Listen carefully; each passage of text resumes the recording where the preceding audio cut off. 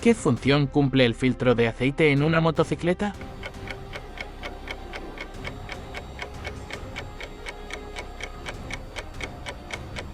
Respuesta B. Retener impurezas y proteger el motor. ¿Qué sucede si la bujía tiene la distancia de electrodo mal calibrada?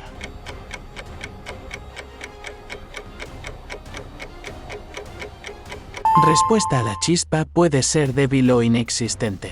¿Qué función cumple el tensor de cadena en una motocicleta?